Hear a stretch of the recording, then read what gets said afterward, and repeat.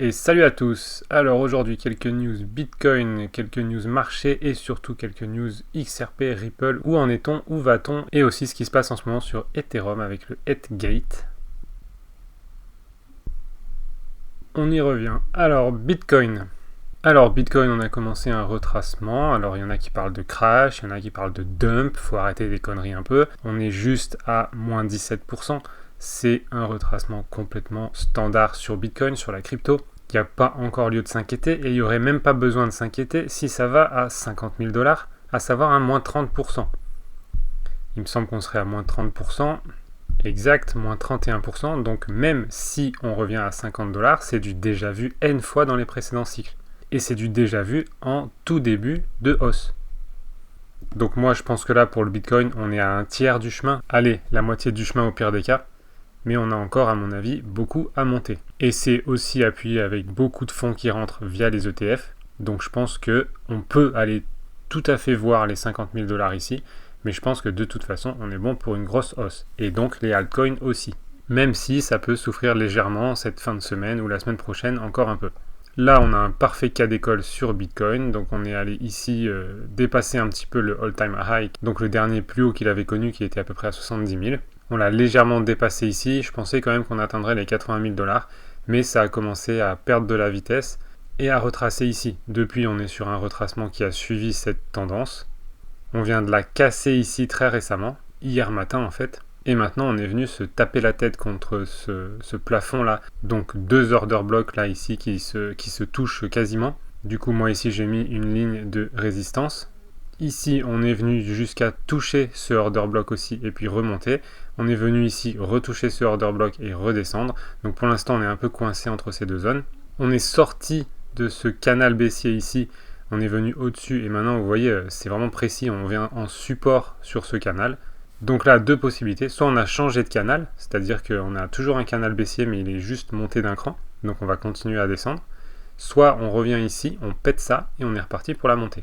Là, on est vendredi, on a le week-end qui arrive, donc je pense que ça va stagner entre les deux, et ça reprendra dimanche en fin de journée, voire lundi.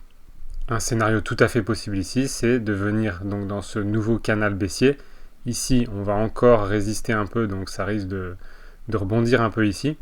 Et puis après, si ça casse, on va être bon pour cette micro-zone-là, mais à mon avis, elle ne tiendra pas du tout. Et ensuite, il ne nous restera plus que les 50-51K ici, qui sera une forte résistance, ou un fort support si vous voulez.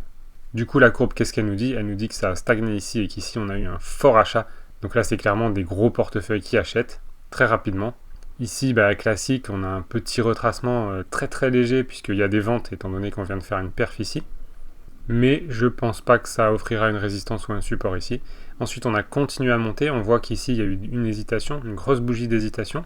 Ensuite, on est monté, redescendu. Ici, on a vraiment hésité. Et encore une fois, ici, c'est pour ça qu'ici on est assez solide. On a eu un achat massif. On a reperdu de la vitesse ici et on est venu rebondir encore vers ces zones-là.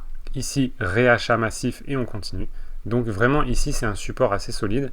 J'ai bon espoir qu'il ne cassera pas, mais voilà, il y a quand même deux scénarios possibles aujourd'hui. C'est de revenir ici, toucher et remonter et on repart. Ou alors on vient toucher et retoucher et après percer. Et si on perce, pour moi, on est bon pour les 50-51K. Donc, à voir ici ce qu'on va faire, mais globalement, si on vient percer ici, on est bon. Si on vient percer ici, on n'est pas très bon pour le court terme.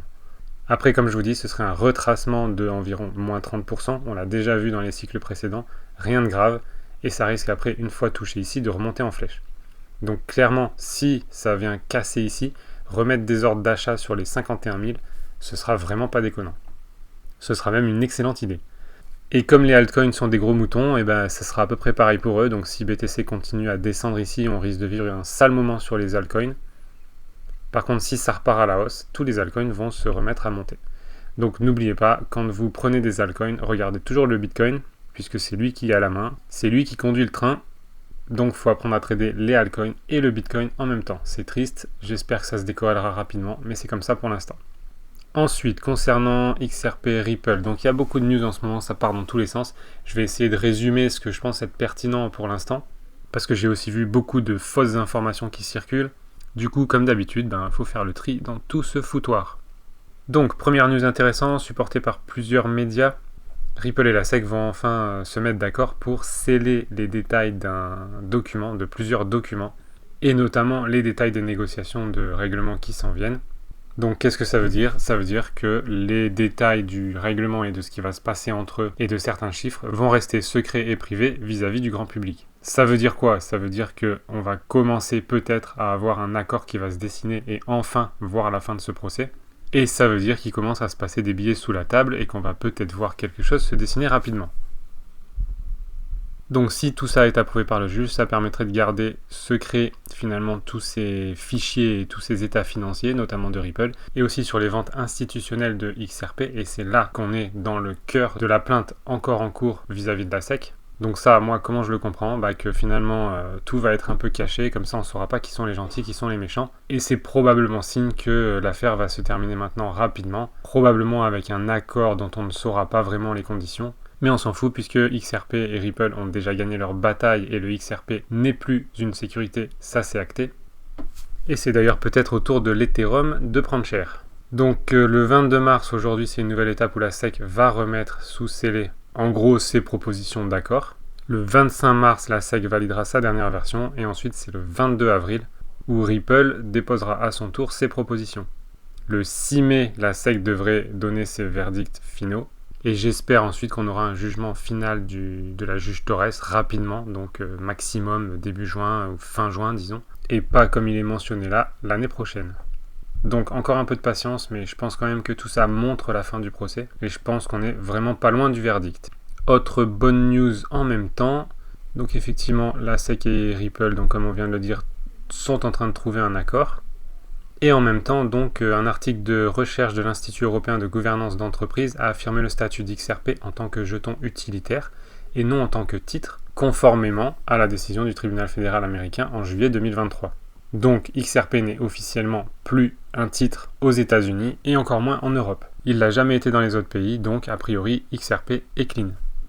En même temps, 22 mars aussi, on a peut-être l'activation des AMM sur le XRPL, donc en soirée, qui a été donc, après avoir été accepté puis refusé, finalement maintenant il y a un consensus de plus de 97%. Du coup les AMM sont en passe d'être acceptés, donc a priori aujourd'hui, et surtout mis en service et validés aujourd'hui. Pour rappel, les AMM qu'est-ce que c'est? C'est pas le but de cette vidéo, mais je vous en remets une ici en haut à droite qui explique ce que c'est. Ça fait encore pas mal de bonnes nouvelles au niveau XRP, par contre je pense qu'effectivement le prix est vraiment manipulé, de plus en plus j'en suis convaincu, puisque chaque fois qu'on a un pump et une bonne nouvelle, derrière ça s'écrase, et ça s'écrase fort. Là ici on a encore un pump qui s'écrase, et ici on a encore un pump qui est en train de retracer aussi. Alors que ce soit des retracements dus au Bitcoin, ou au marché en général, ou des retracements spécifiques XRP, il n'y a aucune autre crypto et encore moins du top 20 que je connais qui fait autant de manipulation de marché et de pump and dump. Donc à mon avis, il y a quand même une certaine volonté à écraser le prix du XRP. Pourquoi? J'en sais rien encore maintenant. Mais si c'est pour que tout le monde fuit le XRP en voyant toutes les autres cryptos monter sauf lui, c'est en train de réussir. Donc à tous ceux qui connaissent le fondamental de Ripple, qui connaissent le fondamental de XRP, son utilité, la quantité de partenariats et la pieuvre mondiale que ça commence à représenter, soyez encore patients. On sait ce qu'on possède. XRP, c'est une technologie excellente. C'est supporté par une entreprise qui est en train de se mondialiser à vitesse grand V. Et pour moi, sincèrement, c'est en train de devenir le nouveau Tesla, Apple, Amazon, Microsoft de la finance. Et si vous regardez les courbes de ces actions-là, elles sont toutes passées par une phase assez lente au début. Pour certaines, elles ont été emmerdées par la SEC aussi. Mais c'est toujours plus facile de regarder les choses dans le passé. C'est toujours plus court de voir les choses qui se sont passées en 2-3 ans dans le passé que quand on les vit sur le moment.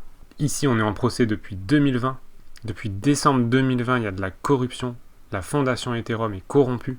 Le prix de XRP est supprimé. Le procès ne fait aucun sens. Pourquoi XRP est la seule crypto qui est encore emmerdée comme ça, et ce depuis presque 4 ans maintenant? Alors qu'en plus, ils ont gagné cette bataille initiale qui était que le XRP n'est pas un titre. Donc pourquoi la SEC les emmerde toujours? Ça aussi, c'est une grande question. Mais tout porte à croire que c'est une grosse mascarade.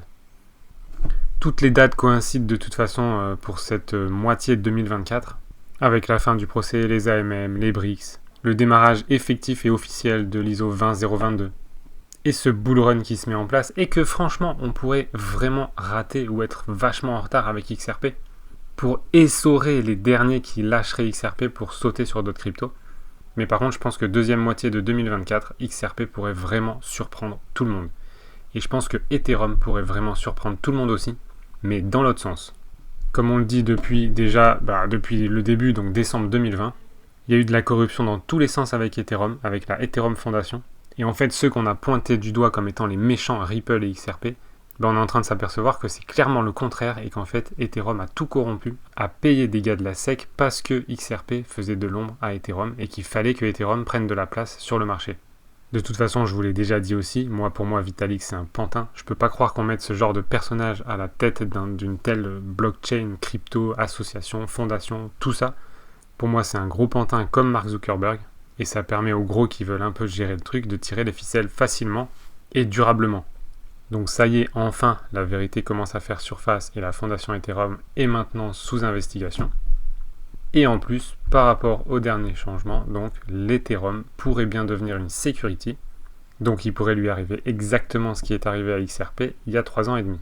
Bon courage, je pense pas que ça fera descendre le prix de l'Ethereum plus que ça, puisque maintenant finalement c'est du déjà vu, plus personne n'a peur des attaques de la SEC qui est complètement aberrante. Donc là la SEC travaille conjointement avec la CFTC pour acter le fait que maintenant Ethereum est devenu une security, donc un titre, et c'est notamment du fait des dernières mises à jour qui ont eu lieu sur la blockchain Ethereum. Alors il y a vraiment 2 affaires en ce moment en parallèle, il y a le Headgate, c'est-à-dire toute la corruption qui s'est passée sur Ethereum par rapport à Ethereum et vis-à-vis de XRP. Ça pourrait déjà faire pas mal de bruit et faire du mal à Ethereum. Et ensuite, si jamais Ethereum devient une security, ça va quand même tout changer sur la face de ce jeton, de cette crypto-monnaie pour l'avenir. Donc à suivre, maintenant on sait aussi que Ethereum est quand même protégé et corrompu. Donc ça peut se passer quand même assez bien pour eux. Donc ça, on verra par la suite. Quel est l'inconvénient d'être déclaré comme un titre, donc une security traduit en américain? Ça veut dire qu'il y aura des régulations strictes et notamment pour le trading. Et donc ça veut dire que ça deviendra très difficile pour monsieur tout le monde de trader le Ethereum. Et finalement, plus personne ne le tradera étant donné que ça va requérir de la paperasse et des régulations dont personne ne voudra. Personnellement, moi je vous le dis, j'ai jamais aimé cette technologie, j'ai jamais aimé ce gars-là, j'ai jamais pu m'encadrer le Vitalik en question, j'ai jamais supporté la corruption qu'il y a derrière. Donc franchement, si tout ça s'avère vrai, que le Headgate ressort et que Ethereum devient une security et que tout s'écrase, franchement ça me fera plaisir. On changera en plus de blockchain parce que c'est vraiment pourri. Je veux dire, aujourd'hui il y a beaucoup mieux que ça, ne serait-ce que Solana, Avalanche, Polygon, tout ça marche beaucoup mieux que Ethereum. C'est beaucoup plus rapide, c'est beaucoup moins cher. Donc je vois même pas pourquoi les compagnies continuent d'utiliser Ethereum et sa blockchain. Du coup, foutez-moi tout ça à la poubelle, ça nous fera gagner à la fois du temps et de l'argent. Et tout ça a quand même eu un peu des répercussions sur le prix de Ethereum, puisqu'il était dans une belle montée et il a quand même perdu presque 25% il me semble. C'est à peu près ça effectivement, donc là il est racheté parce qu'il est tombé assez bas. Maintenant est-ce qu'il va continuer à monter puisque tout le monde s'en fout et puis on continue à payer des frais excessivement élevés sur un réseau dépassé, ou est-ce que les gens reprennent un peu conscience et puis lâchent Ethereum pour d'autres blockchains bien plus performantes? Et dans ce cas-là on verra un espoir et un écrasement, mais franchement je doute que ça se passe comme ça. C'est ce que j'apprends à mes dépens de plus en plus dans la crypto. Il faut vraiment avoir un portefeuille, et c'est ce que je suis en train de construire. Un portefeuille 50% basé sur la technologie, basé sur des choses tangibles, des choses qui vont améliorer ce monde. Et ça, ce sera plus long terme. Par contre, il faut avoir un portefeuille 50% de teubé, à acheter des meme coins à la con et faire le mouton, puisque finalement en crypto, j'ai vu que ça fonctionne. Quand vous achetez n'importe quoi qui a de la hype, vous pouvez faire des gros gains. Il y a l'IA qui sort, il n'y a encore rien qui marche vraiment dans le monde réel, mais tout le monde se met à acheter de l'IA. Et puis il y aura le prochain narratif, et puis il y aura le prochain mème. Donc c'est ce que j'appelle aujourd'hui moi mon portefeuille 50% teubé. Et après j'ai mon portefeuille 50% solide, techno, utilitaire. Où là je vais avoir les vraies cryptos, celles qui sont en train de changer le monde et de rendre vraiment les choses utiles. Comme XRP, XLM, XDC, Algo, Alliance Block. Quant, j'inclus aussi peut-être Render et Fetch, parce que je trouve que ça a une utilité aussi. Mais bon, elle n'est pas encore vraiment démarrée. Mais ça pourrait quand même bien aider le monde au niveau du processeur partagé finalement, donc ressources partagées. Mais on est loin de savoir utiliser tout ça de manière viable et confortable. Voilà pour ces quelques news, je vous souhaite un bon week-end, prenez soin de vous et je vous dis à très vite.